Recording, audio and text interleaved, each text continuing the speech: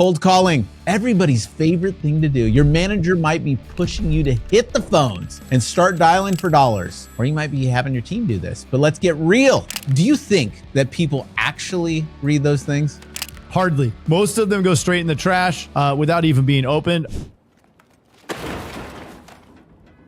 So with cold calling, you need to make 15,000 dials a day just to keep up with somebody.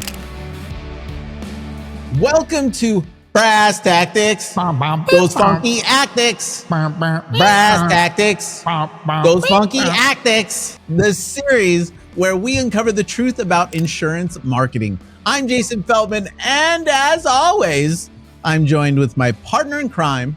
Oh, Mr. Craig Bensinger. We're here to shake up the insurance world a little bit, expose some marketing tactics that just don't work for P&C agents. The best part, this is like the third time that we're doing this, by the way. We've had some technical difficulties. So we've had to sing the Brass Tactics, those funky actics, multiple times, and it was hilarious the first time. You're probably going to get sick of that in the future. But anyways, that's right, Mr. Craig. Carrier management might tell you to try these strategies, but trust us, they're closer to terrible than terrific. So let's start with the first tactic on our list, cold calling. Everybody's favorite thing to do. Your manager might be pushing you to hit the phones and start dialing for dollars, or you might be having your team do this. But let's get real. Is this really effective? Abso-friggin-lutely not. And that was not in slow motion. In fact, unwanted calls are going to get you less than a 1% contact rate. That's right.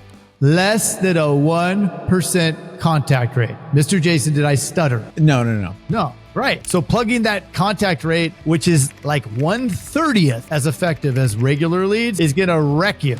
And I'm talking from experience.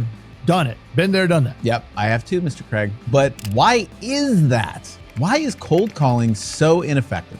Well, it all comes down to turnover, Mr. Jason. So we've talked about the insane price tag of turnover before, right? Well, we won't say Amy's name, but so it can cost tens of thousands of dollars in just the first month, right? That cost of that turnover. So not only is cold calling ineffective mathematically, but it also going to require a huge amount of effort to even close some of the results that you get. Yep. Can you break that down for us, Mr. Craig? Let's say you want to get a 2% lead closing result, right? So that's not percentage of quoted, it's just overall. So you buy 1,000, you sell 2. So with cold calling, you need to make 15,000 dials a day just to keep up with somebody else who is buying just regular leads and using a dial specialist. That's insanity.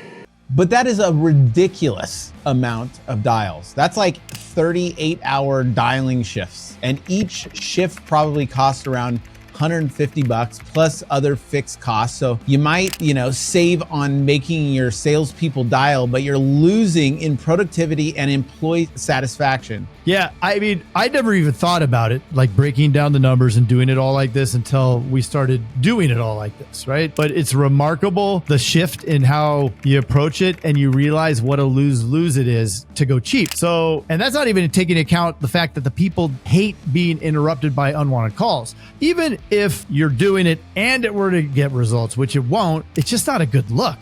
No, it's not only not a good look, like when we used to do this in our agency, those cold callers that were in the agency, they were separate than the salespeople, but man, the negative talk and the way the negativity went around the office, it was horrible. I never want to be in an office full of cold callers again. It was awful. It's just a different caliber of individual that's going to settle for that, right? Yeah. So and it sucks. Unless it's outside, right? Yeah. And we don't want to do it, so why do we want to make other people do it? It's just exactamundo, as Fonzie said. So if cold calling's out, what's the next to terrible tactic on our list? How about blasting out some generic email newsletters? You know, the ones filled with the boring insurance stuff, jargon, and stock photos with smiling families. Oh yeah, I love those. I can feel my eyes glazing over just thinking about them. I mean, do you think that people actually read those things? Hardly. Most of them go straight in the trash without even being opened. I mean, most of the ones that I get, like from some sort of corporate company that's trying to sell me whatever, I mean, it's just straight. right? It's ignored. It's gone. I mean, it may be coming, but I don't see it. And there, and can you blame people, right? We're getting how many hundreds of emails every single day? And then you give them those terrible things. It's so true. If you want to make an impact with email marketing, you need to be sending personalized, relevant contact that actually provides value to your list. Generic newsletters and carrier BS just doesn't cover it anymore. Agreed. You need to be speaking directly to your audience's needs. So your market, whoever it is, you need to be speaking to their needs and to their interests. And you want to stand out in their inbox. So you got to be creative. But then email marketing shouldn't be your only strategy. No, definitely not as an insurance agent, that's for sure. Which brings us to the final terrible tactic on our list. You ready? Now this is too much of a build up for what this is. All right, relying solely on social media ads. Now social media can be a powerful for insurance agents, but simply throwing money at Facebook, Instagram, and all that stuff is not the magic bullet, right? Like it was back, in 2015, 2016? That was a good time. Totally different landscape now, right? And the problem with relying on social media ads is you're competing. Now the big players are in the market, right? The ad costs have gone way up, and it's really tough to actually invest money and get back enough where you can keep your cost per sale down. So it doesn't pencil. Plus, even if your ad does catch someone's eye, there's no guarantee they'll actually click through and convert into a customer or client, right? It's a lot tougher. Yeah. And with the ever-changing algorithms and ad policies, it can be tough to get your ads in front of the right people. You never even know who you're really getting them. Yeah, that's right. So not to mention the cost, right? It's expensive. Social media ads can quickly eat up your marketing budget. It's really easy to go in there and turn it on, but you got to watch it because it can add up very, very quickly. So let's break it down. We've established that cold calling, generic newsletters, and relying solely on social media ads are not the way to go. But what should new P&C agents do instead, Mr. Craig? How can they effectively market their business and attract new clients? You like how I did that? The take the glasses off thing? You look smart doing that. And if you didn't see that, you could see it on YouTube. Well, that's exactly what we're going to dive into, Mr. Jason, on the next episode. Oh. We've got 3, count them, Trace. 2, 3 marketing tactics that actually work, and we can't wait to share them with you. Ooh, I love that. That's right, folks. In our next installment of Brass Tactics, those funky tactics. Brass Tactics, those funky tactics. I really just did that. It's so good. Do not send this to our significant others. Dude, seriously. If you know our wives, make sure that they do not listen to this, okay? That was a big setup for a joke. Yeah. If you know our wives.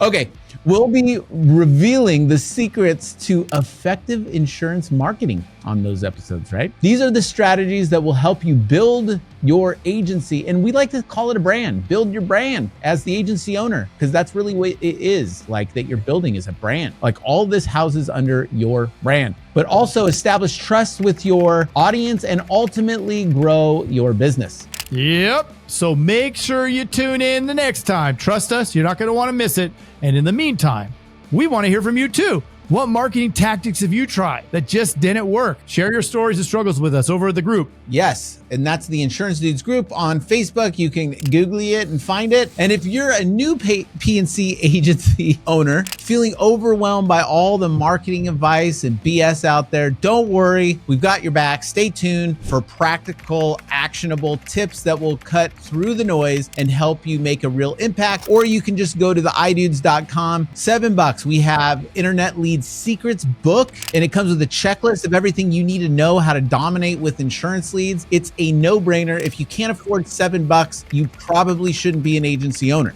It's the cost of one lead. That's it. The cost of one lead will help you close all the leads. So before we wrap up, let's recap those key points from today's episode. First, cold calling. It's ineffective, costly, can lead to high turnover rates in your agency. Don't do it. I love that. Will that be transcribed? How does that get transcribed? We should do just like Caesar.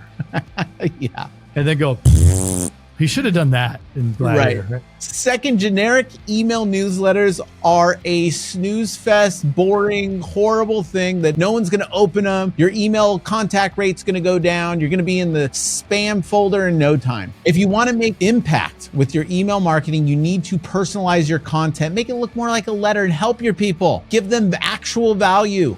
Okay? Yeah. And third, relying on social media ads is not a sustainable strategy. While social media can be a powerful tool, you need to be more diverse and have a real good marketing mix to truly succeed and use the things that work. So there you have it, dudes and dudettes. 3 marketing tactics that might seem appealing at first glance. You might be dabbling with it, but these are actually closer to terrible than terrific. And I'm going to just keep saying that because I love it. The 3 T's. It's one of my favorite. Closer to terrible. Closer to terrible than terrific. Yeah. Yeah. Don't worry. We're not leaving you hanging. In our next episode, we're going to share those 3 marketing tactics that actually work.